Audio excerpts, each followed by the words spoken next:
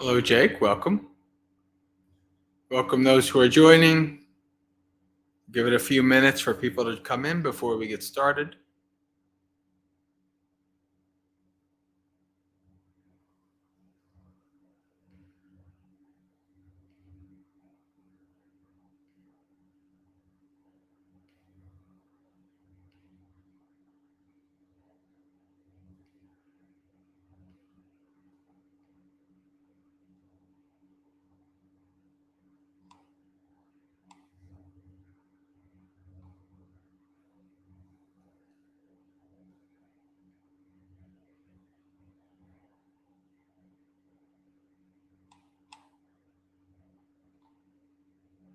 Hello, Gregory. Welcome.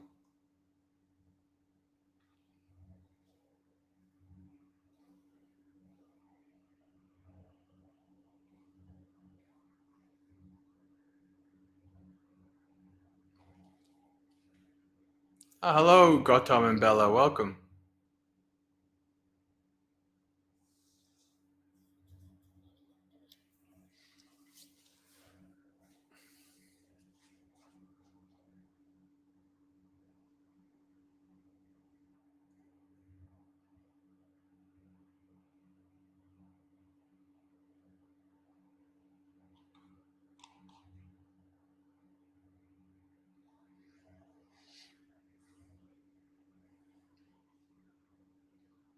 Hello, An Ancient Path. Welcome.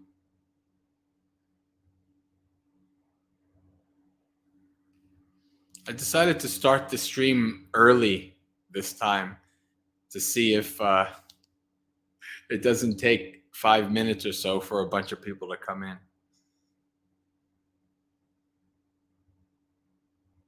Seems to work when I do morning monastery experience anyway. So we'll see how that works. Hello, Jayanta. Welcome.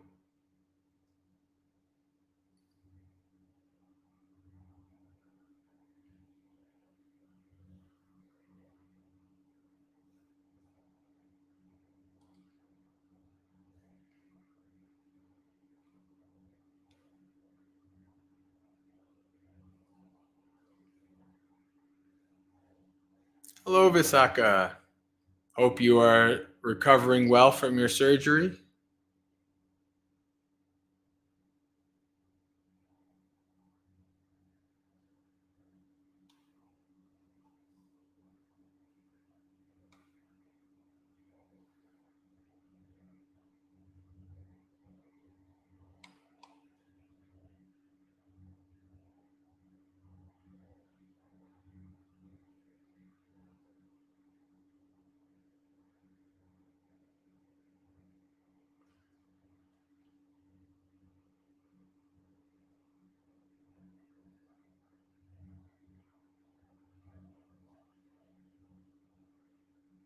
All right, we'll give it another minute or so and then we'll get started.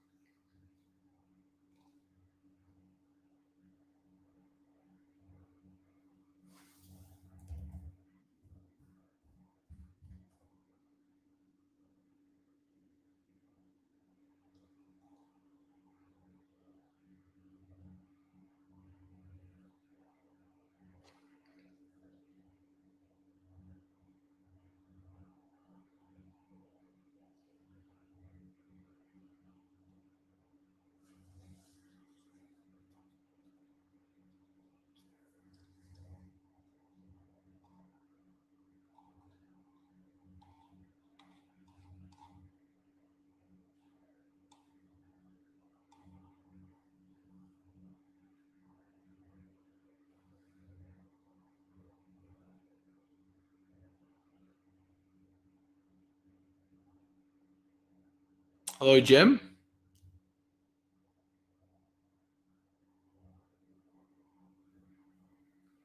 Good to see our friends from down under joining us.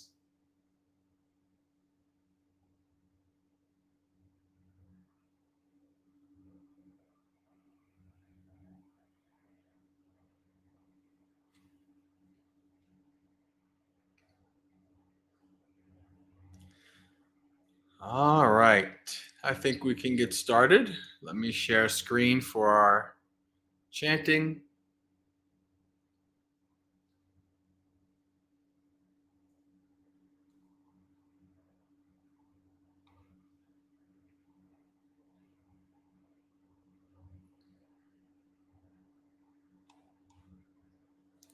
Namo tassa bhagavato arahato samma sambuddhassa. Namo tassa bhagavato arahato samma sambuddhassa. Namo tassa bhagavato arahato samma sambuddhassa. Na samane na brahmane na kapandika vanibhake laddana samvibhajeti anyang panang cha bhojanang tangve avutika samoti ahunang purisaddamang ekachanang nadadati ekachanang pavechati Tangve pade savasati ahu medhavino jana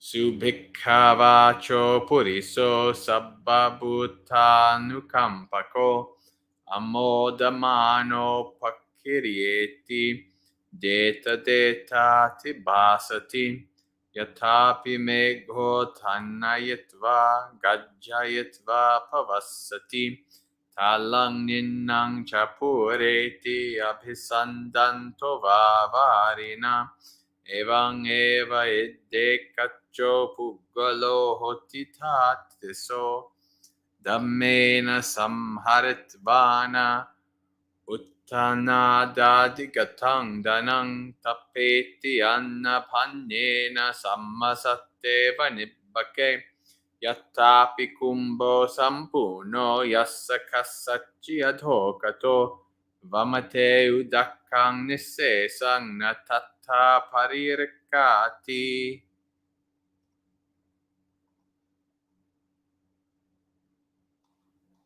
Tateva yachake disvahinang ukatta majjime dadati danang nissesang kumbho via adhokato danang che peya vajjanang cha attacharya chayayida sammanattattan chadamesu tatta yatarahang ete ko sangaloke rattasani yayato Anado balado hoti, vattado hoti vannado, yanado sukado hoti, dipado hoti chakkudo, socha sabbadado hoti, yodadati upasayang, amatang dado chaso hoti, yodammang anusasati. All right, English. Giving.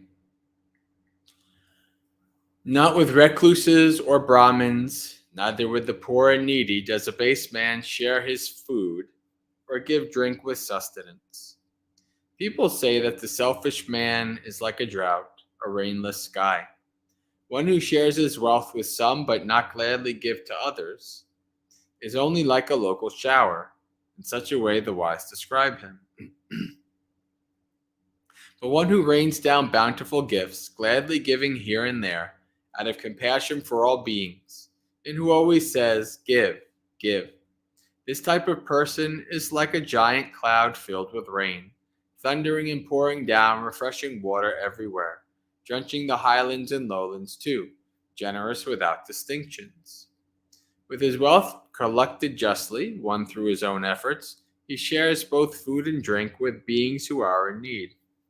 Just as a pot filled with water, if overturned by anyone, pours out all its water, and does not hold any back.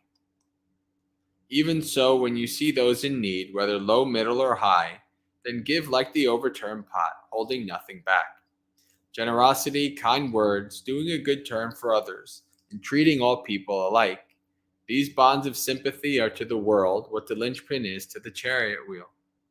Giving food, one gives strength. Giving clothes, one gives beauty. Giving transport, one gives delight. Giving lamps, one gives sight. Giving shelter, one gives all. But one who instructs in the Dhamma, the excellent teaching of the Buddha, such a person gives ambrosia. Sad.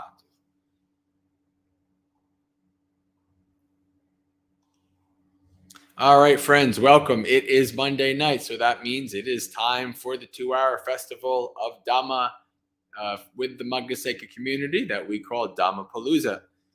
During this 2 hours, we will do a variety of Dhamma-related activities. We've done some chanting. We'll do some meditation later. In between, who knows what we'll do? Because this event is always community guided. It's up to you what topics we'll discuss, what suttas we'll read, what questions will be asked. So for the next couple of minutes in the chat, if you have a question you'd like me to discuss, if you have a topic, a Buddhist topic you'd like me to discuss, you can put those in the chat. If not, I always have a sutta on deck ready to read. As a matter of fact, I've had this one sutta on deck for about a month and a half. It is quite a long one. The Sammaditthi Sutta, the Right View Sutta from the Majjhima Nikaya. It will be a good sutta for us to go over if we have no questions and no discussion going on.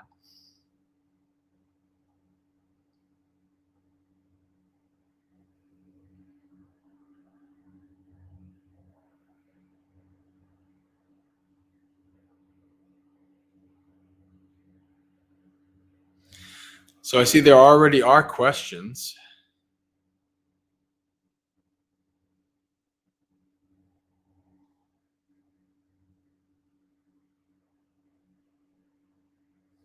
H.F. says, when should we translate sankharas as formations and when as determinations? Let me see if I can share this. Let me give you, see if we can share some fun, huh? It won't let me. Oh well. Boo. I wanted to share the Golden Dict translation, the Pali translation for Sankhara, because in the Pali Text Society translation, it's funny. This is what it says about Sankhara. One of the most difficult terms in Buddhist metaphysics, in which the blending of the subjective-objective view of the world and of happening peculiar to the East is so complete that it is almost impossible for Occidental terminology. We're talking, this is, you can tell this is from like the turn of the century. This is very old. To get at the root of its meaning in a translation.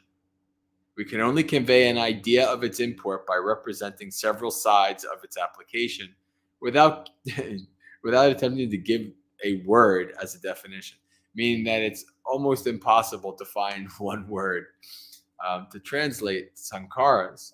And so this is a very, very, very complicated situation. So when should we translate sankharas as formations and when it's determination? See, this is the issue here. They're always formations.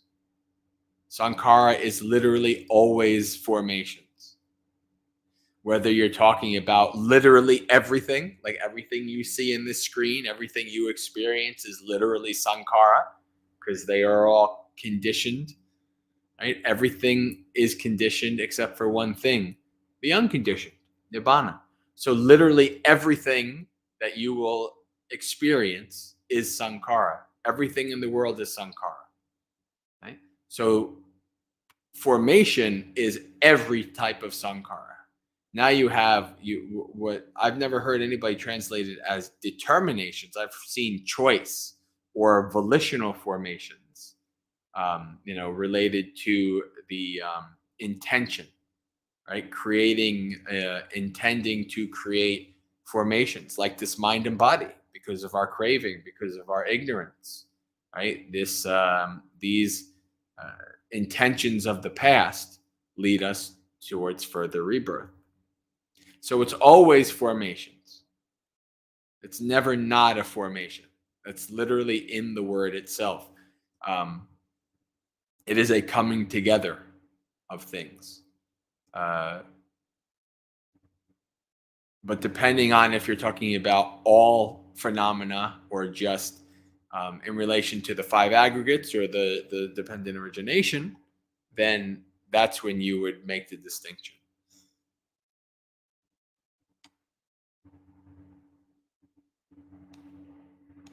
Visaka has a question or two questions. How am I feeling? Tired, but otherwise okay.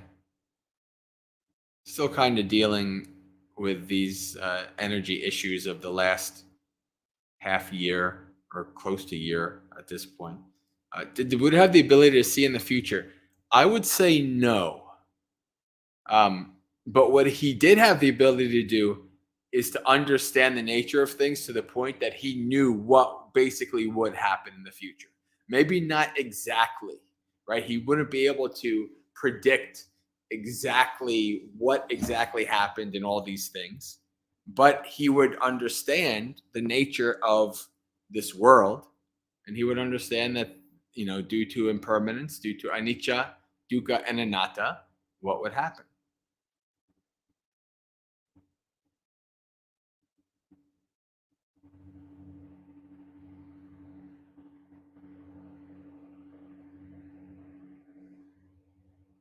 Hello, Joy. Welcome. How is audio and video, by the way? Everything okay? Can everybody hear me, see me well?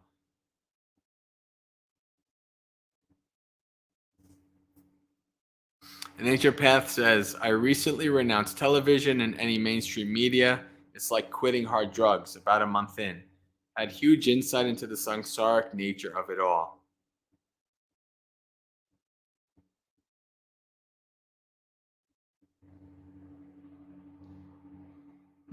Yeah, this is good. Yeah, well, media is many of those people who have been around me for a long time. You've heard me talk about media. Um, the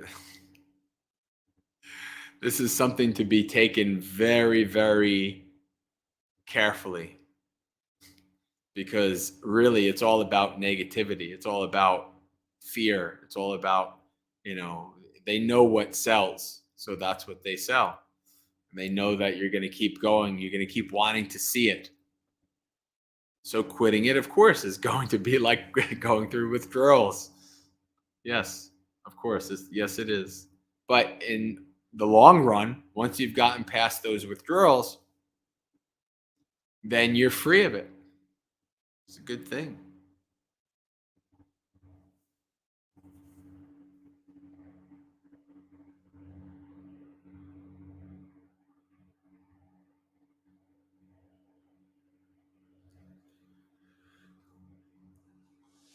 Jake says, Bante, could you please explain what the terms duality and non-duality mean in Buddhist context? I'm not sure if it's a Theravada concept or not. I've had trouble finding it a good explanation. Because it's not really a Buddhist concept, at least not in early Buddhism. It was asked of the Buddha because this is a concept that was debated.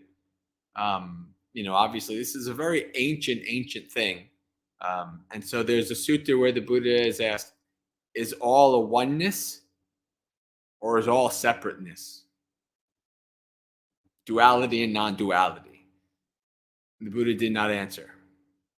Right? This is one of those questions that this is a useless thing. It's not worth pondering. Is all one or is all duality? It's not worth it. Don't bother with it. So this is, of course, in Mahayana and other, later traditions, this is something that becomes a prominent thing. But in terms of the suttas and the early texts, other than that one sutta that I just mentioned, I don't think it's mentioned at all, at least not to my recollection. That one sutta always comes up because because it's among so many things where, in modern Buddhism, it's such a huge thing. And the suttas, the Buddha's like, don't waste your time on this. Yeah.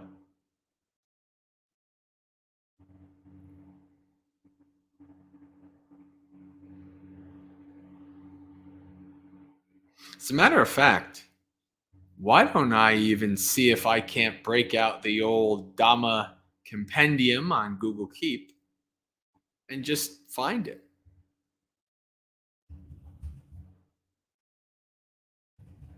So this way I can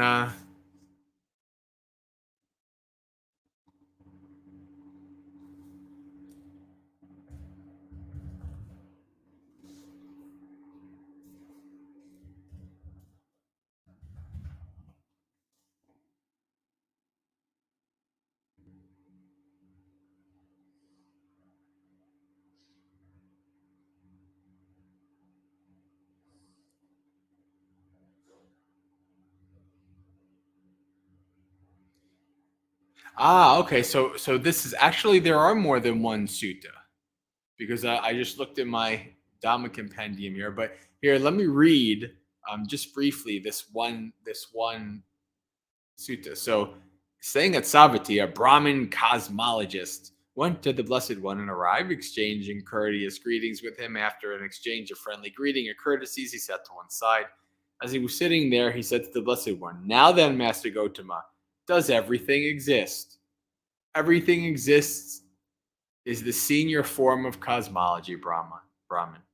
Then Master Gotama, does everything not exist? So again, this is what you see in like the later Buddhism and in other traditions. What? Everything is Maya. Everything's just a dream. It actually doesn't exist, right? When you see the suttas, this is the Buddhist answer. Everything does not exist is the second form of cosmology, Brahman. Then everything is a oneness. Everything is a oneness is the third form of cosmology, Brahman. Then everything is a manyness. Everything is a manyness is the fourth form of cosmology, Brahman. Avoiding these two extremes, the Tathagata teaches the Dhamma by the middle. From ignorance as a requisite condition comes fabrications. From fabrications, consciousness. From consciousness, name and form. So dependent origination. Right? So this is a very important thing to see here. The Buddha is not caring about these various, he calls them the cosmologies, because these are not conducive to the goal, nor do they actually matter much at all.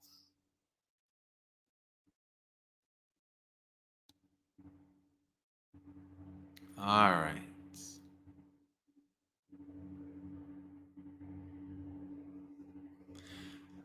So,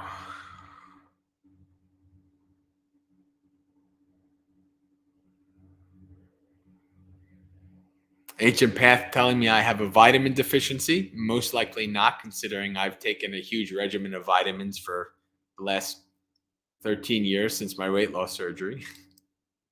I'm pretty sure I know exactly what it is, but it's hard to fix.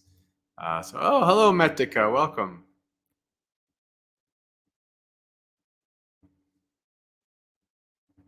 Gregory has an interesting question. Zen and Vajrayana rely on enlightened teachers to transmit teachings, supposedly enlightened teachers. That's important to understand. Supposedly enlightened teachers. How does Theravada ensure that the teachings are grasped correctly if one is not sure their teacher is a stream enter or above? This is why the suttas are so wonderful. The suttas are the basis, right? You don't have to rely on a modern teacher, right? This is why there's not too much of a guru thing in Theravada, because the doctrine, the teachings, the suttas are there, right? That is considered to be something much more reliable than a modern teacher, especially one who has not really studied the suttas and not really, kind of understood the teachings in the suttas. The Buddha tells us that, one is, should be both study and practice, right? And one should understand and know the suttas, know the teachings, and also put it into practice. If one just doesn't know the teachings and practices and supposedly becomes awakened, well, I mean, I'm sure it's possible, but I don't know. I would question it. So this is in the suttas. You see where the Buddha will give you, okay, how do you know something is Dhamma? Okay, well, judge it by these characteristics, right? Is it leading to the decrease in greed, hatred, and delusion, or the increase in greed, hatred, and delusion, right? Is it in line with what I have said before, or is it not in line with what I have said before? So the suttas themselves act as that kind of basis, that framework, that guideline that people in other traditions, even in Theravada, even like Thai Forest, is very not quite like guru centric in terms of like like Vajrayana, but there is definitely a kind of a dislike of studying suttas and following of what the teacher says. This is why you meet monks that have no idea what the Vinaya says. They don't know what the monks' rules are. They just know what their teacher says about the monks' rules. Not a good thing for me. I would not consider that to be a good thing at all. All right, just because how do you know that the teacher really knows what they're talking about? Right? This is when I listen to somebody talk, I have the suttas as my framework. So I listen to their talk and I judge them according to the suttas. I can say this person is kind of way off in left field. I don't know what they're talking about. Or, oh, this person knows the suttas. This person is in line with these suttas. So in Theravada, you can have the doctrine, the suttas, as that that thing to judge awakening and judge the understanding of the teachings correctly.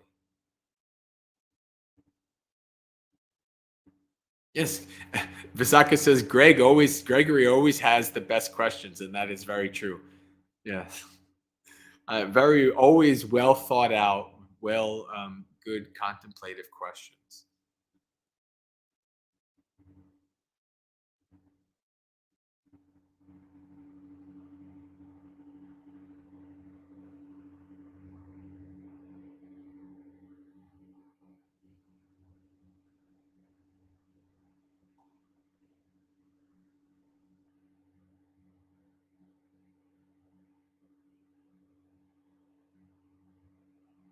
Gregory has a follow up. Understood we should do this, but how do we know we have grasped them correctly without ourselves or our teachers being enlightened? There's always going to be a level of maybe I'm not. You kind of have to come to an acceptance of that, an okayness of that. There's just stuff, I mean, especially if you like listen to, Bhikkhu Bodhi and Bhante Gunaratana and Ajahn Brahm and Bhante Sujato and Bhante Analayo and Ajahn Brahmali, and you'll see like they don't all say the same thing or agree on the same thing. So who's right? You have to come to, I think, an acceptance that there's always going to be the possibility that you're way off on the wrong path. But for me, as I practiced over the years and as I felt like, as I saw my greed, hatred, and delusion lessening, and I understood that I am going down a path that is leading somewhere, then I know I'm on the right path. How fast I go down the path, I don't know. How many times I zigzag kind of away from the path, that's a whole other thing. But I know from the fruits of my practice that I am at least going in the right general direction. And I think that's how you know you still have to kind of hold a level of uncertainty. You still have to, I think. If you understand how to do that it's not a kind of petrifying thing, that it doesn't keep you from moving forward in the practice, then then it's okay. There's a level of uncertainty. I don't know. I'm not awakened yet. I could spend 20 years thinking I'm going down the right path, only to have to take a hard right turn. And I mean, could it be an argument be made? Well, maybe 20 years ago, if this or if that or if whatever, I would have seen the right way and hit the right turn. I would have saved myself 20 years. Possible. But on the other hand, if this whole thing is accepted as true, I've been doing this for a ridiculous amount of lifetimes, and it's kind of all the path to me. Maybe I had to go the wrong way for 20 years to finally hit the right path. 20 years is not bad compared to many, many lifetimes. So even if that was the case, which hasn't turned out to be yet, even if that was the case, I don't think that it would be too disheartening for me, because I do have that. I do have that openness in my mind that I could be wrong. I have an openness in my mind that the whole Buddhist thing could be wrong. One day some aliens might land and show some truth that's more true than the Four Noble Truths. And I'd be like, well, I guess this whole Buddhist thing wasn't exactly quite right. I have to follow this alien teachings now. It's possible. I mean, I'm not putting any bets on it, but for me and my own path and my own practice, even with a certain level of uncertainty and doubt, it's still the best path. And I feel and I know that I am, at the very least, going the right direction.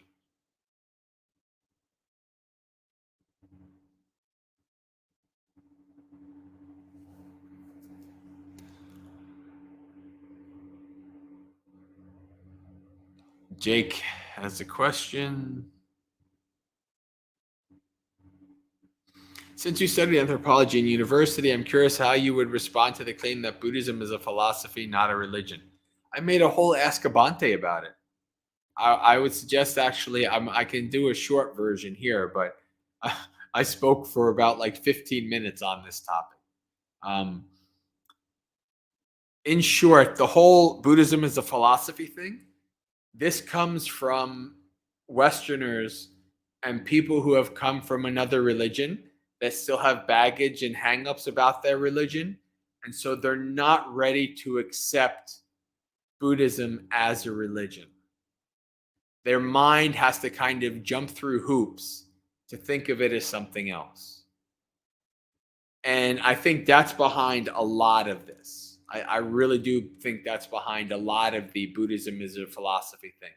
Because in our minds, and hey, I was raised Catholic. I know I'm raised in the West. So in our minds, when we think of religion, we think of, Abrahamic, monotheistic, creator God religion. But speaking of anthropology, if you understand that there's 5,000 religions in the world, and there's a heck of a lot of different ways of, humans practicing religion other than, Abrahamic monotheistic religion, then you can understand, oh yeah, no, Buddhism is a religion. As a matter of fact, the Buddha literally set it up that way.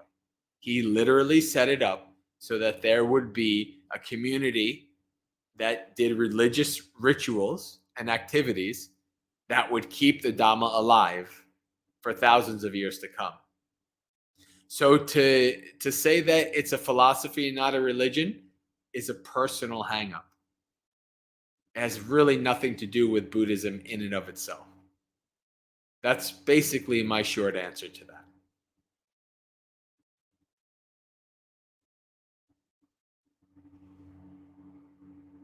But I would suggest checking out the Ask a Bhante. You Google like Bhante Jayasara, Ask a Bhante, is Buddhism a religion? You can see that.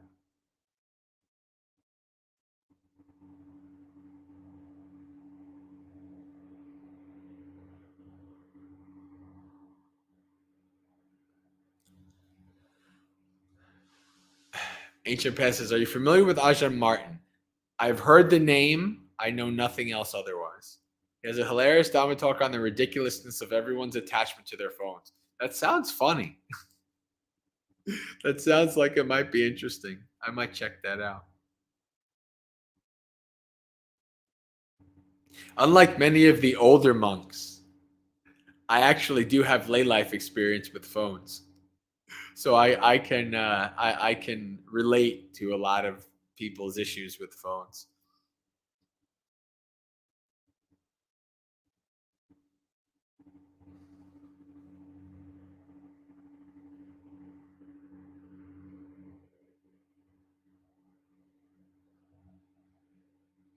All right, so we have come to the end of the chat.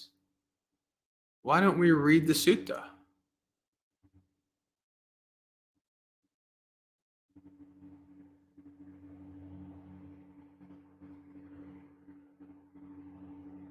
Very important sutta.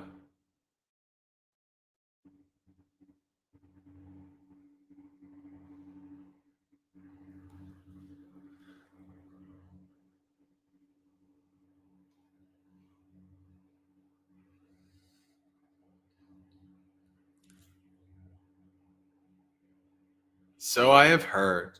At one time, the Buddha was staying near Savatthi in Jeta's Grove, Anantapindika's monastery. There, Sariputta addressed the mendicants. Reverends, mendicants, reverends, they replied. Sariputta said this: Reverends, they speak of this thing called right view. How do you define a noble disciple who has right view, whose view is correct, who has experiential confidence in the teachings, and has come to the true teaching? Reverend, I would travel a long way to learn the meaning of this statement in the presence of Venerable Sariputta. May Venerable Sariputta himself please clarify the meaning of this. The mendicants will listen and remember it.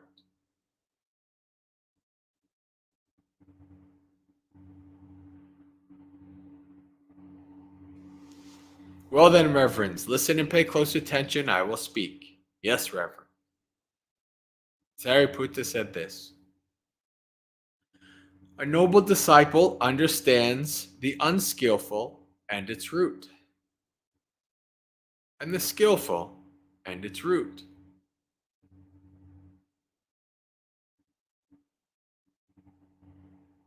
When they've done this, they're defined as a noble disciple who has right view, whose view is correct, who has experiential confidence in the teachings, and has come to the true teaching. But what is the unskillful and what is its root? What is the skillful and what is its root? Killing living creatures, stealing, and sexual misconduct, speech that's false, divisive, harsh, or nonsensical, in covetousness, ill will, and wrong view. This is called unskillful. And what is the root of the unskillful? Greed, hatred, and delusion. The unskillful roots. This is the Pali here. Lobo akusala mulang, doso akusala mulang, moho akusala mulang. Akusala, unskillful, unwholesome. Mula, root. So these are the three unwholesome roots, unskillful roots. This is called the root of the unskillful. And what is the skillful? Avoiding killing living creatures, stealing, and sexual misconduct.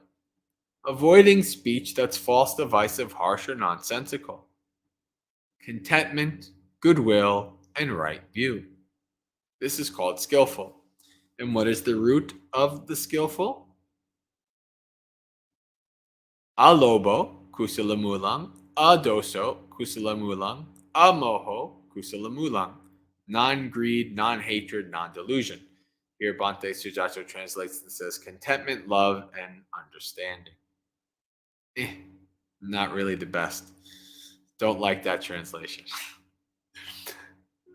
But it is what it is. This is called the root of the unskillful. As long as you know the Pali, greed, hatred, and delusion, or attachment, aversion, and delusion, then you can understand. A noble disciple understands in this way the unskillful and its root, the skillful and its root. They've completely given up the underlying tendency to greed, got rid of the underlying tendency to repulsion, and eradicated the underlying tendency to the view and conceit I am. So this is somebody who is fully awakened. They've given up ignorance and given rise to knowledge and made an end of suffering in this very life. When they've done this, they're defined as a noble disciple who has right view, whose view is correct, who has experiential confidence in the teachings and has come to the true teaching.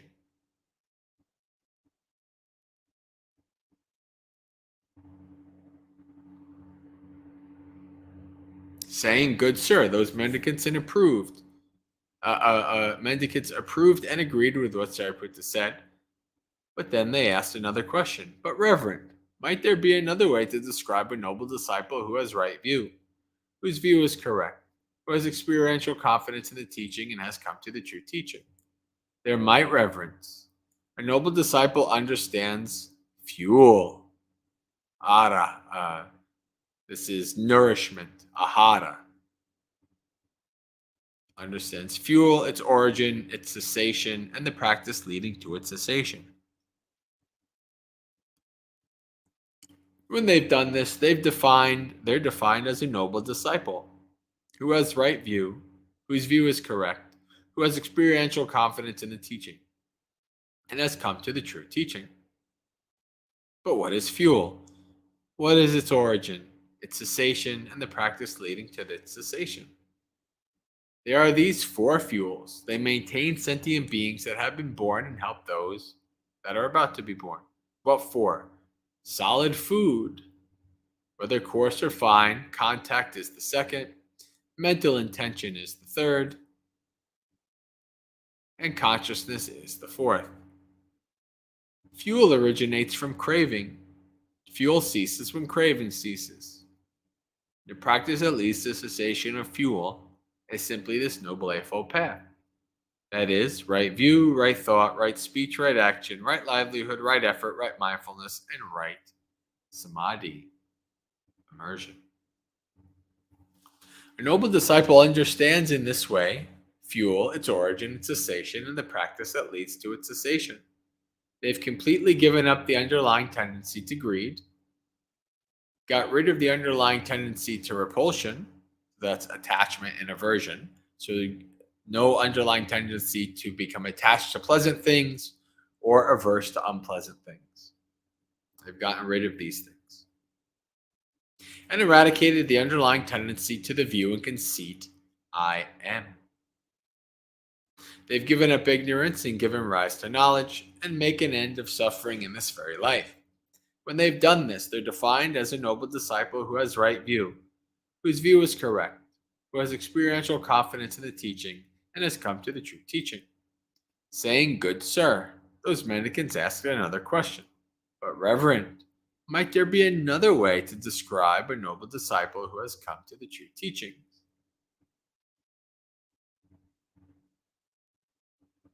There might, Reverends. A noble disciple understands suffering, its origin, its cessation, and the practice leading to its cessation. So this is the traditional description of right view, when somebody fully understands the Four Noble Truths. When they've done this, they're defined as a noble disciple who has come to the true teaching. But what is suffering? What is its origin, its cessation, and the practice that leads to its cessation? Rebirth is suffering, old age is suffering, death is suffering. Sorrow, lamentation, pain, sadness, and distress are suffering. Association with dislike is suffering. Separation from the like is suffering. Not getting what you wish for is suffering. In brief, the five grasping aggregates are suffering. This is called suffering. And what is the origin of suffering? It's the craving that leads to future lives, mixed up with relishing in greed, chasing pleasure in various realms. That is, craving for sensual pleasures, craving for continued existence, and craving to end existence. This is called the origin of suffering. And what is the cessation of suffering? It's the fading away and cessation of that very same craving, with nothing left over, giving it away, letting it go, releasing it, and not adhering to it. This is called the cessation of suffering. And what is the practice that leads to the cessation of suffering? It's simply this Noble Eightfold Path. That is, right view, right etc. to right immersion. This is called the practice that leads to the cessation of suffering. The noble disciple understands in this way suffering, its origin, its cessation, and the practice that leads to its cessation. They're completely given up the underlying tendency to attachment, gotten rid of the underlying tendency to aversion, and eradicated the underlying tendency to the view and conceit I am. They've given up ignorance and given rise to knowledge, make an end of suffering in this very life.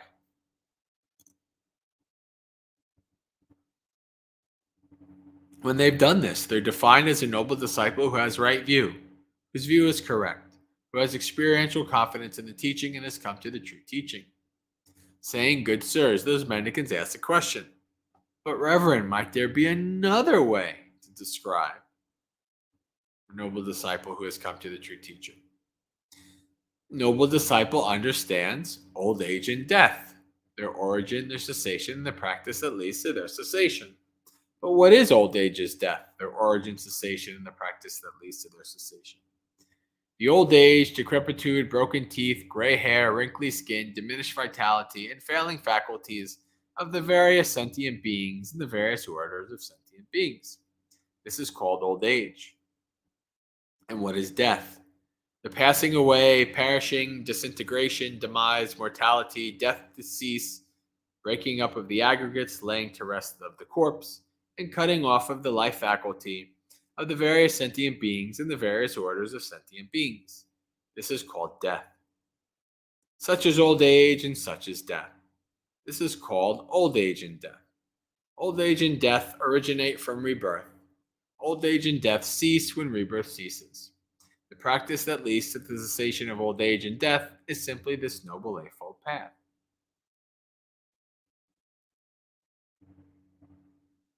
All right, just checking the chat.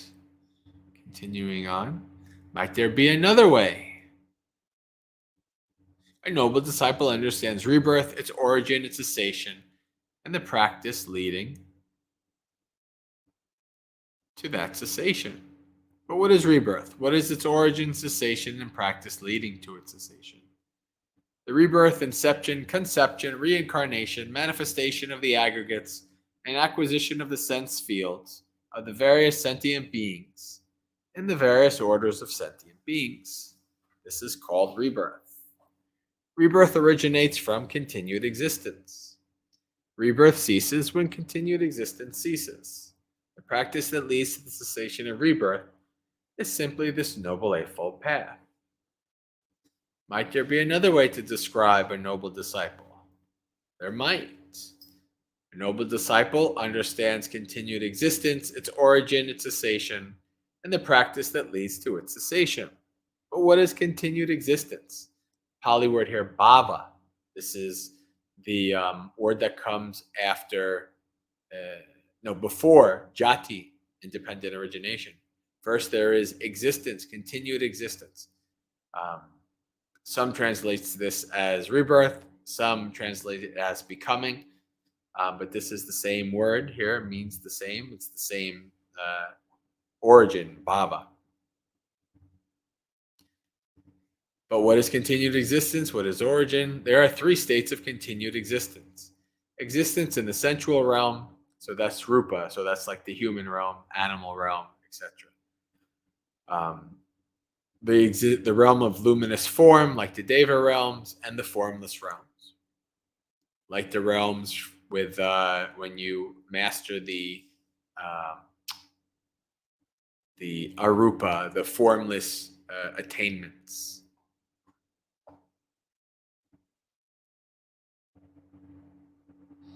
Continued existence originates from grasping. Continued existence ceases when grasping ceases. The practice that leads to the cessation of continued existence is simply this Noble Eightfold Path. Might there be another way to describe a noble disciple? There might. A noble disciple understands grasping, its origin, its cessation, and the practice that leads to its cessation. Upadana. This is the comes after tanha, comes after craving and thirst, independent origination, grasping, clinging, fuel. But what is grasping? Its origin, its cessation, and the practice leading to its cessation. Notice here that we're using the Four Noble Truths framework. Right? The Buddha uses this a lot, and obviously Sariputta in this. These Four Noble Truths framework, this is said to be the framework of a doctor that is doing a diagnosis at the time of the Buddha. The problem, how it started, how it can cease, and how to make it cease. Right? So the problem, the origin, the medicine. Well, the problem, the origin, the cessation, and the medicine. Right? This is this fourfold diagnosis that is, you can see here, used in all these different aspects. There are four kinds of grasping: grasping at sensual pleasures, views, precepts and observances, and the theories of self.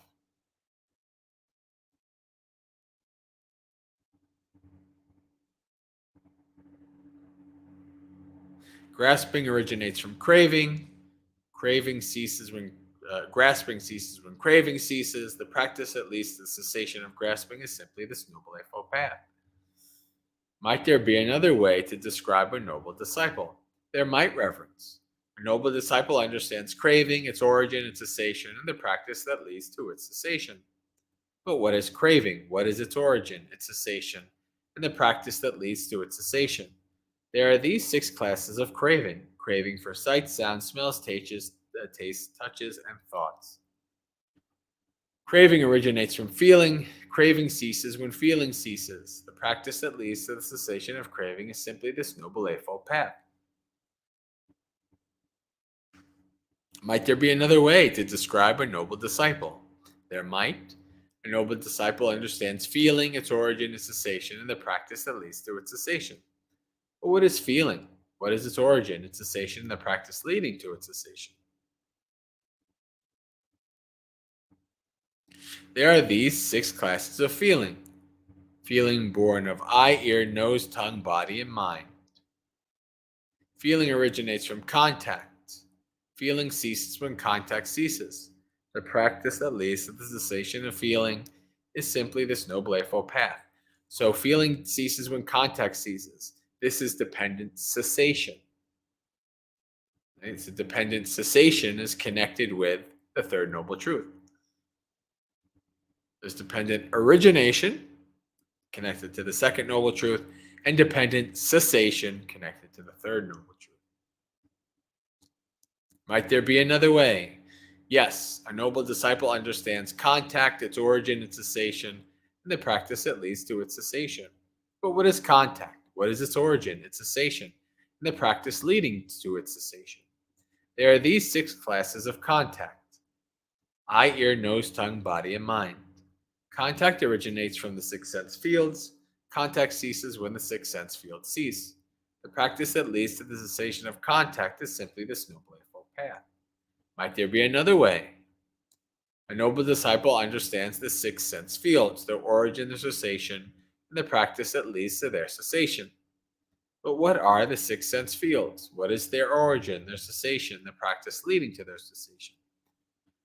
There are these 6 sense fields of the eye, ear, nose, tongue, body, and mind. The 6 sense fields originate from name and form. The 6 sense fields cease when name and form cease. The practice that leads to the cessation of the 6 senses fields is simply this Noble Eightfold Path. Might there be another way to describe a noble disciple? Yes, a noble disciple understands name and form, their origin, their cessation, and the practice that leads to their cessation. But what are name and form? What is their origin, their cessation, and the practice that leads to their cessation? Feeling, perception, intention, contact, and attention. That is called name. The four primary elements and form derived from the four primary elements. This is called form, such as name and form. This is called name and form. Name and form originate from consciousness. Name and form cease when consciousness ceases. The practice, at least, of the cessation of name and form is simply this Noble Eightfold Path. Might there be another way? Yes. A noble disciple understands consciousness, its origin, its cessation, and the practice that leads to its cessation. But what is consciousness? What is its origin, cessation, and the practice leading to its cessation? There are 6 classes of consciousness: eye, ear, nose, tongue, body, and mind consciousness.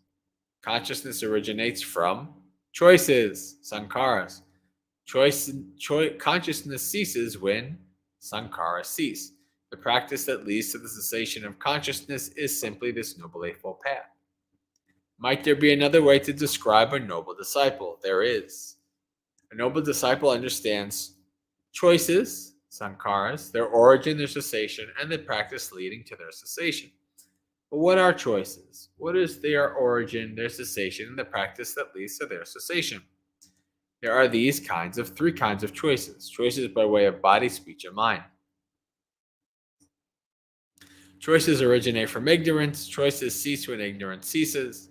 The practice that leads to the cessation of choices is simply this Noble Eightfold Path. Might there be another way to describe a noble disciple? There might, reverends. A noble disciple understands ignorance, its origin, its cessation, and the practice that leads to its cessation. But what is ignorance? Its origin, cessation, and practice leading to its cessation. Not knowing about suffering, the origin of suffering, the cessation of suffering, and the practice that leads to the cessation of suffering. This is called ignorance. Ignorance originates from defilement. Ignorance ceases when defilement ceases. The practice that leads to the cessation of ignorance is simply this Noble Eightfold Path. Saying, "Good sir, these mendicants approved and agreed with Sariputta said." Then they asked another question. But Reverend, might there be another way to describe a noble disciple who has right view, whose view is correct, who has experiential confidence in the teachings and has come to the true teaching? There might, reverence. A noble disciple understands defilements. So this word here, asavas. This is usually translated, maybe you've heard Bhikkhu Bodhi as the inflowing or boil, right? Affliction, pain.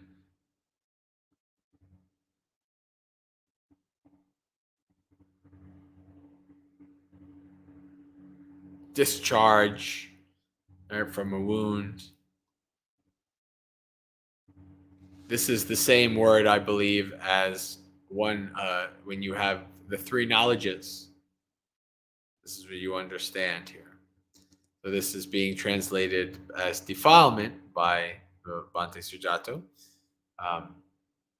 Usually in English, kilesas is defined as defilement, which is not a word very much used in the suttas, but is very, very commonly used in Thai forest.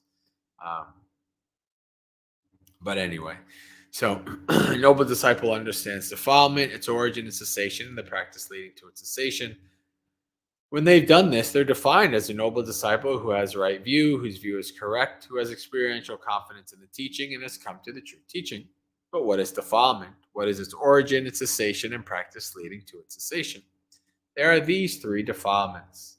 The defilement of sensuality, desire to be reborn, and ignorance. Defilements originate from ignorance. Defilement ceases when ignorance ceases. The practice that leads to the cessation of defilement is simply this Noble Eightfold Path. A noble disciple understands, in this way, defilement, its origin and cessation, and the practice that leads to its cessation. They completely give up the underlying tendency to greed and revulsion, so attachment and aversion, and eradicated the underlying tendency in view to the conceit I am.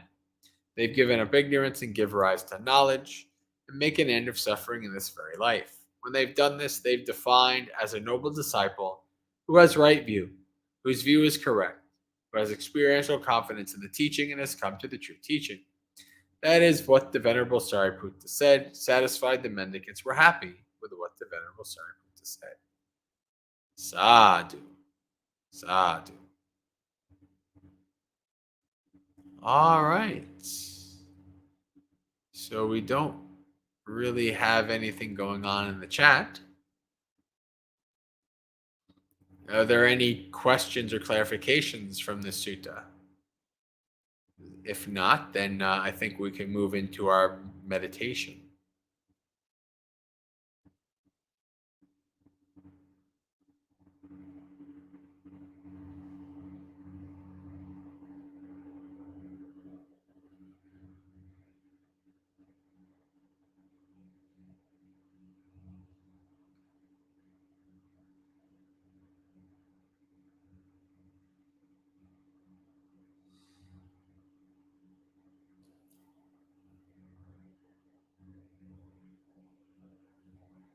All right. So why don't we do our meditation, and afterwards maybe we'll read some Dhammapada and then call it a night.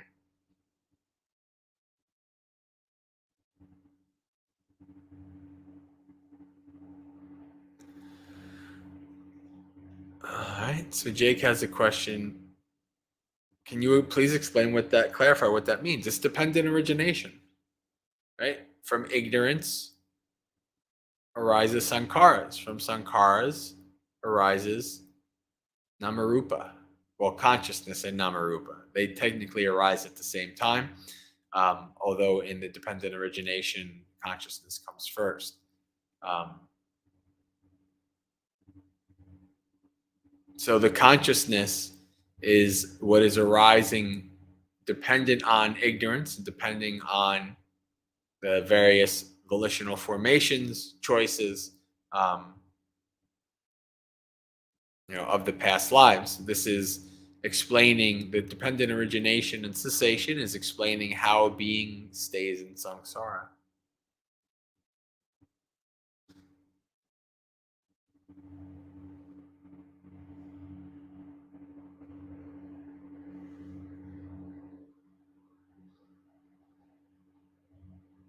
All right. So let's meditate. Set your body up in a stable and comfortable position, whatever position that works for you.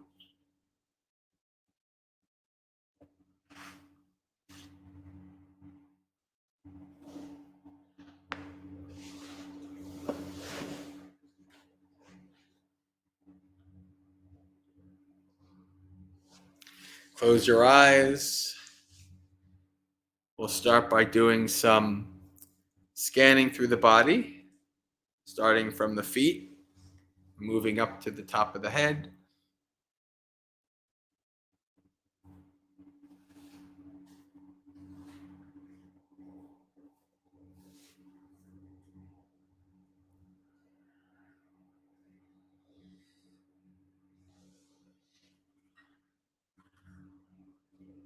Bring your focus and attention to the feet. By this, I mean to focus in on whatever sensation arises, any feeling arising in that part of the body, such as the feeling of the feet pressing against the floor, the cushion, the opposite leg, whatever it might be.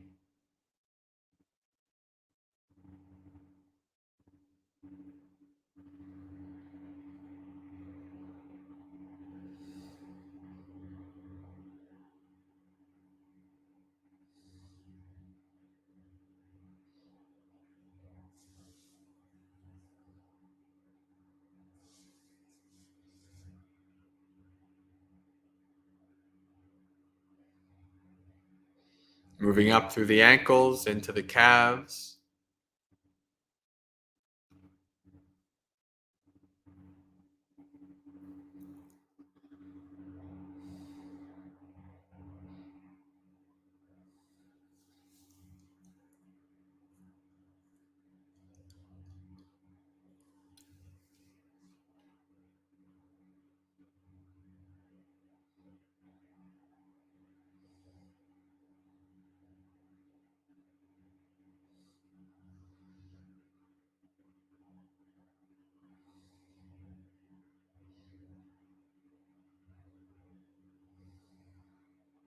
through the knees and into the thighs. What is the feeling of the thighs pressing against the chair, couch, cushion?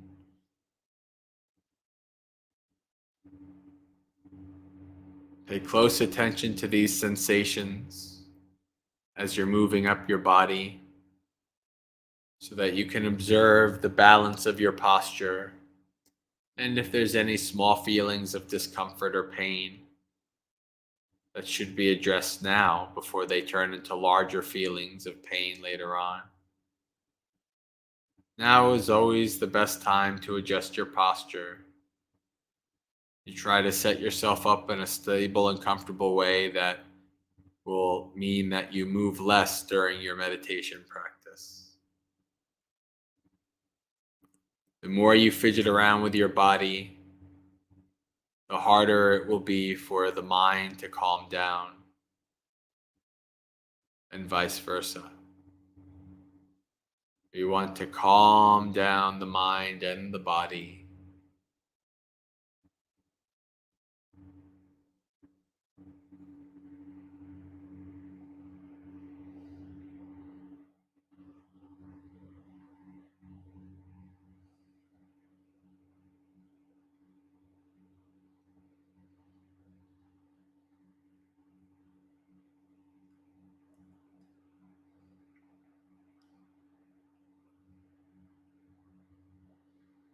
Moving up through to the hips and pelvis. Hips and pelvis are an important part of your posture. So pay close attention to this part. Position of the pelvis can impact both the legs and the spine. It can cause your upper body to lean and slouch. This is a very important part of your posture.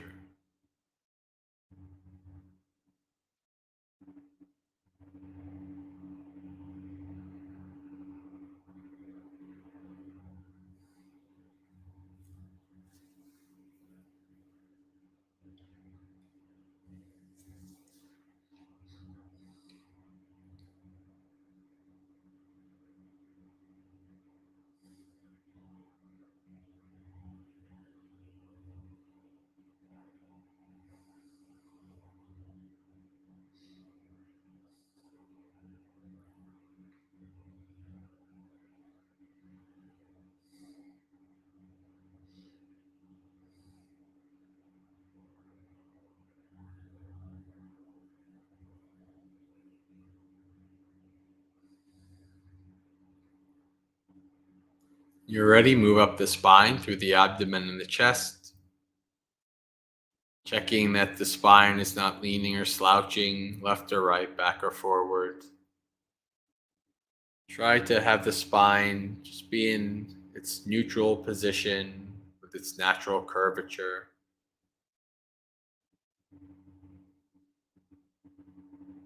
If you're trying to keep your upper body ramrod straight, that is also putting pressure on the spine.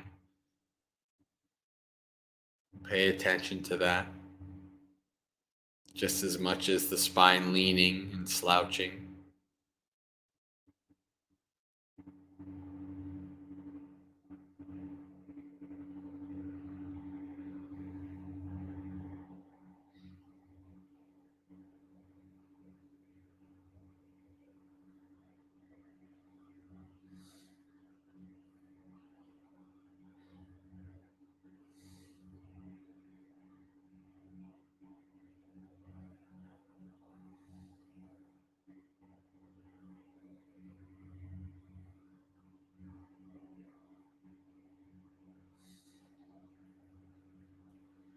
Moving up to the shoulders, making sure they're hanging loosely, not scrunched up and tight.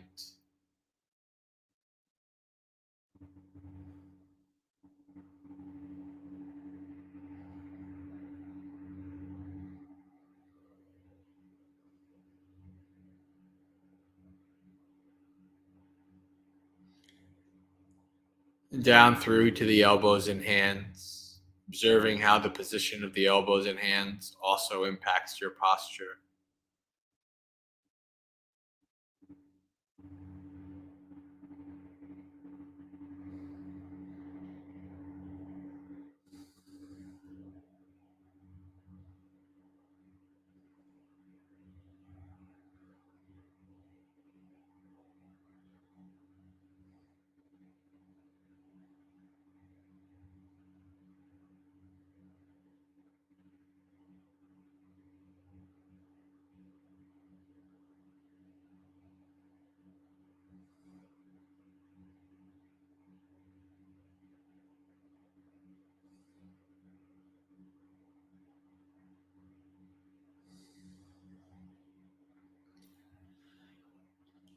And finally, up to the head, checking that the head also is resting comfortably, not leaning or slouching here or there, chin parallel to the floor.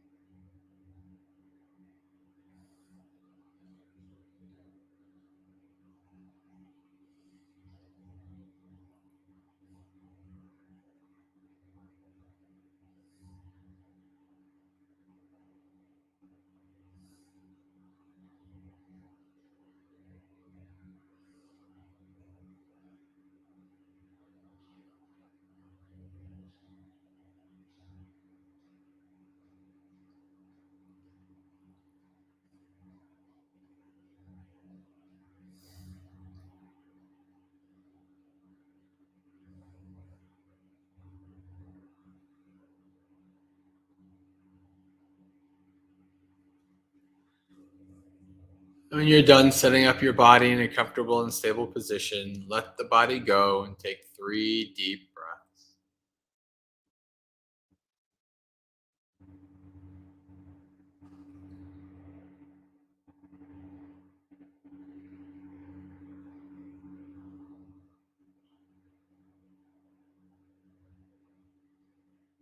And then let the breath go.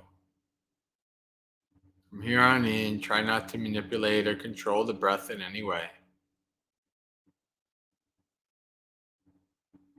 This body's been breathing from the moment you were born and will continue to do so until the second you die.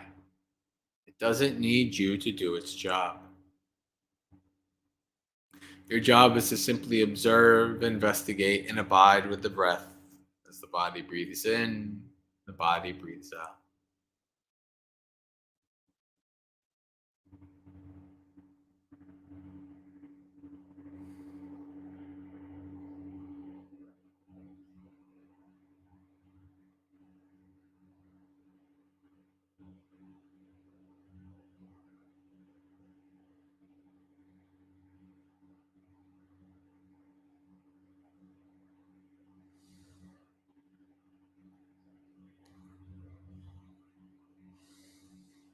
Friends, we come to our meditation with many responsibilities, worries, and burdens.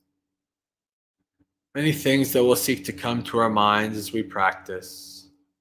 For the time of this meditation, practice letting go, laying down all your burdens, family and friends, work and school, concerns about the community, society. Lay it all down for now and follow the breath.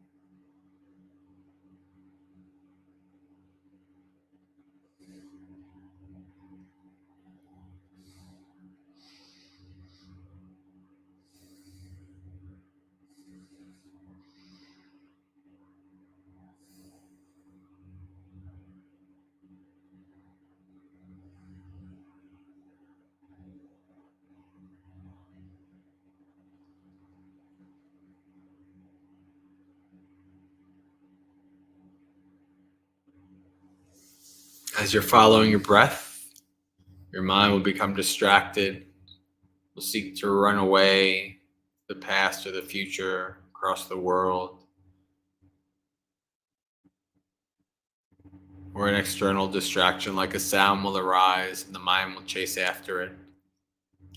Whenever this happens, you'll get lost in thoughts and stories and narratives in your mind. But slowly it'll start to dawn on you that you've been taken away from the breath. When this happens, fully acknowledge you've been taken away. Come back to full focus and mindfulness. Then practice letting go of the distraction by not getting agitated and pushing it away, nor by getting excited and continuing to hold on to it. Simply by letting it go, letting it be, giving it no more energy or attention. Then returning to the breath. So every time you're taken away, acknowledge, let go, and return. Over and over again.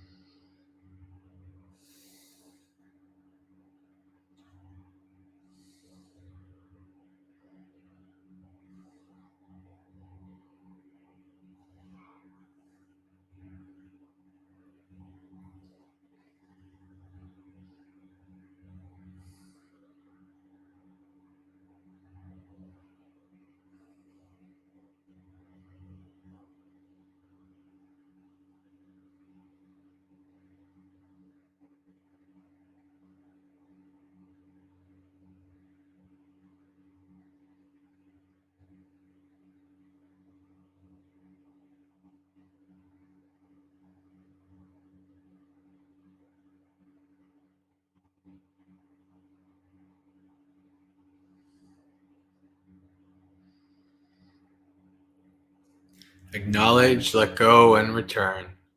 Always come back to the breath. The breath is home, home base.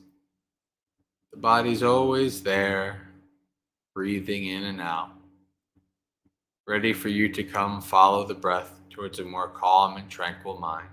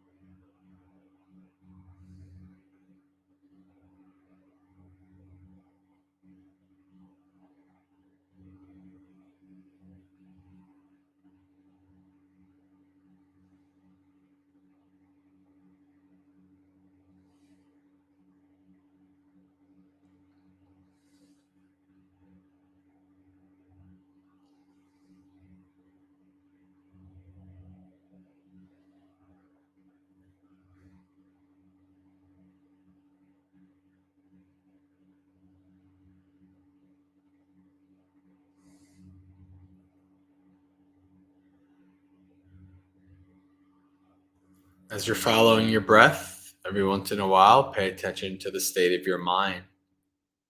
Is your mind becoming more calm and tranquil or not? As your mind becomes more calm and tranquil, you may begin to notice further, more subtle characteristics of the breath. Sometimes the breath is long and deep, sometimes short and shallow. Pay attention to the impermanence, the changing nature of the breath, how it's changing over time as the body's breathing in and out.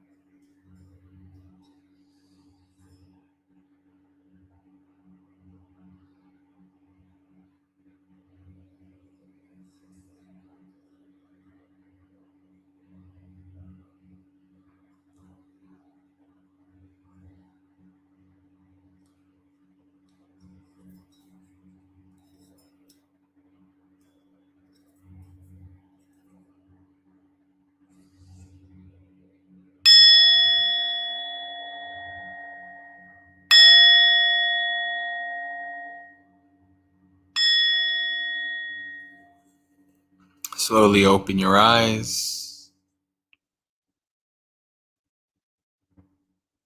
coming from the internal to the external, paying attention to the room around you, your body positioned in that room, reflecting on the state of your mind before the meditation and now, and any meditative experiences you might have had during the meditation, to contemplate those. We'll read some Dhammapada verses, then we'll call it a night.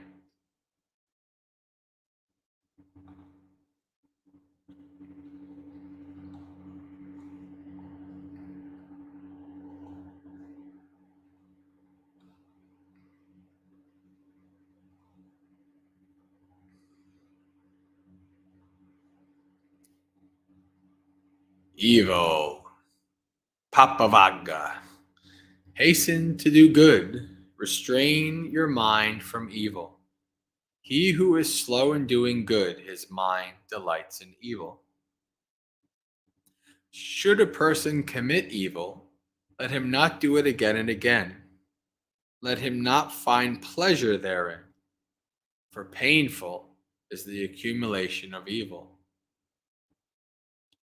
Should a person do good, let him do it again and again. Let him find pleasure therein, for blissful is the accumulation of good. It may be well with the evildoer as long as the evil ripens not. But when it does ripen, then the evildoer sees the painful results of his evil deeds.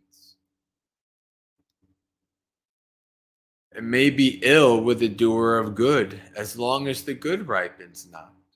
But when it does ripen, then the doer of good sees the pleasant results of his good deeds. Think not lightly of evil, saying, "It will not come to me." Drop by drop is the water pot filled. Likewise, the fool, gathering it little by little, fills himself with evil. Think not lightly of good, saying, "It will not come to me." Drop by drop is the water pot filled. Likewise, the wise man, gathering it little by little, fills himself with good. Just as a trader with a small escort and great wealth would avoid a perilous route, or just as one desiring to live avoids poison, even so should one shun evil. If on the hand there is no wound, one may carry even poison in it. Poison does not affect one who is free from wounds. For him who does no evil, there is no ill. Like fine dust thrown against the wind, evil falls back upon that fool who offends an inoffensive, pure, and guiltless man. Some are born in the womb, the wicked are born in hell, the devout go to heaven, the stainless pass into Nibbana. Neither in the sky nor in the mid-ocean, nor by entering into mountain clefts, nowhere in the world is there a place where one may escape from the results of evil deeds. Neither in the sky nor in mid-ocean, nor by entering into mountain clefts, nowhere in the world is there a place where one will not be overcome by death.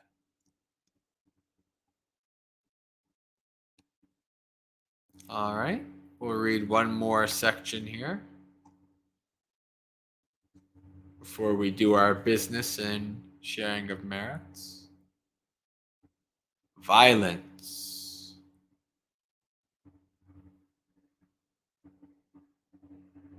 All tremble at violence, all fear death. Putting oneself in the place of another, one should not kill nor cause another to kill. All tremble at violence, life is dear to all. putting oneself in the place of another. One should not kill or cause others to kill. One who, while himself seeking happiness, oppresses with violence other beings who are also desiring happiness, will not attain happiness hereafter. One who, while himself seeking happiness, does not oppress with violence other beings who also desire happiness, will find happiness hereafter. Speak not harshly to anyone, for those thus spoken might retort. Indeed, angry speech hurts, and retaliation may overtake you. If, like a broken gong, you silence yourself, you have approached Nibbana, for vindictiveness is no longer in you.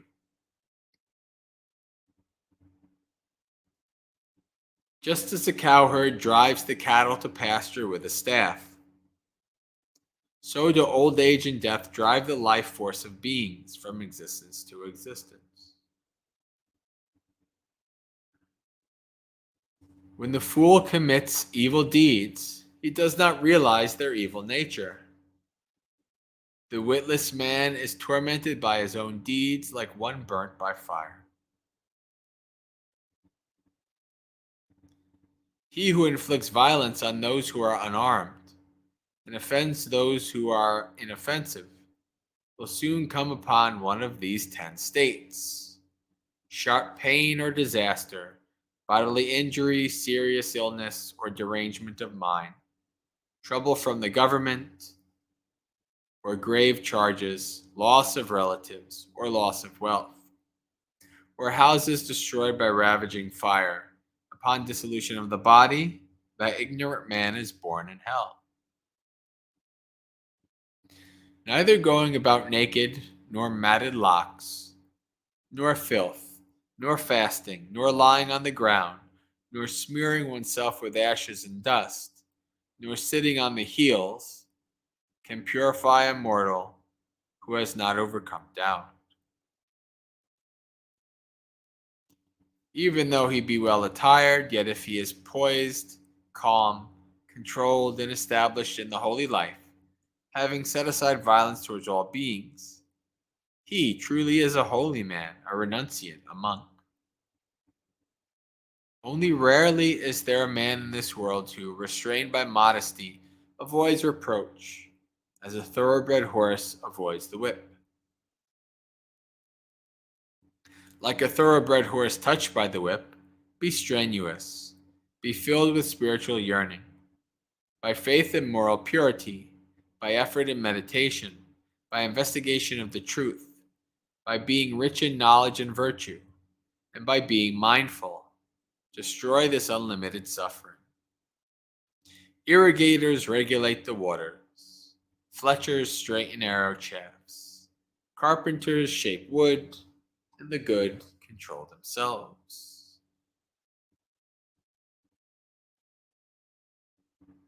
All right, friends. Let's do our business before calling it a night. So if you are joining us for the first time and you'd like to find out more information about myself and all the various activities I do, or my organization, Maggasekha, you can go to the website scrolling on the bottom of the screen, maggasekha.org, Maggasekha. There at the top right of the website, you can put your email in, and anytime I have a live stream, upload a video, write an article, offer a Zoom retreat, etc., you can then have that information sent to your email. You can also subscribe and click the bell and all that on YouTube, and the same thing. Anytime I go live or upload a video, it will come to your email. If you are also interested in checking out a Buddhist online community on the program called Discord, the Maggasekha community is 7 years strong and growing on Discord. We are a community that is based both in study and practice in the early Buddhist texts, the suttas. So if that is something that interests you, whether Theravada, Mahayana, etc., you are free to join us to learn and study and practice the suttas. And you can send an email to the email on the screen, maggasekha@gmail.com, and ask for an invite. We'll send you one out. So in terms of regular activities, Monday nights, 8 p.m. New York time, Dhammapalooza. Wednesdays, I upload an Ask a Bhante if I have time and energy to do so. I should see if I can try to do one this week. Now I am getting back into full swing after being away for a month and a half-ish or so. So I'll see if I can upload an Ask a Bhante. Saturday evenings, Saturday 3 p.m. New York time on Insight Timer. If you're on Insight Timer, you can check me out as a teacher on there. And I do live streams, an hour and a half stream every Saturday, 3 p.m. And then we have our sutta readings as part of our Discord group on Sunday nights at 7 p.m. So friends, let us do our sharing of merits.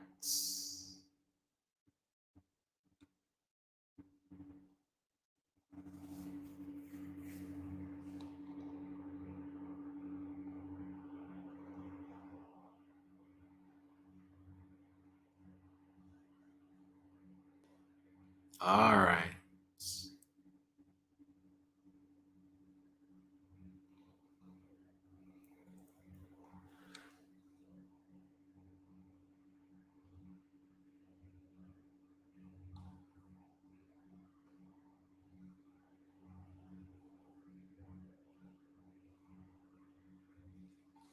Dukkha patta chane dukkha, bhaya patta chane bhaya, sokha patta chane sokha, hontu sabbe pipaniyo, etavata cha mehi sampadang punya sampadang, sabbe deva anumodantu sabba sampatti siddhya, akasatta chabu matta deva nagama hedika, punyang tang anumoditva charang rakantu sasanang. May the suffering ones be suffering free, and the fear-struck fearless be. May the grieving shed all grief, and may all beings find relief.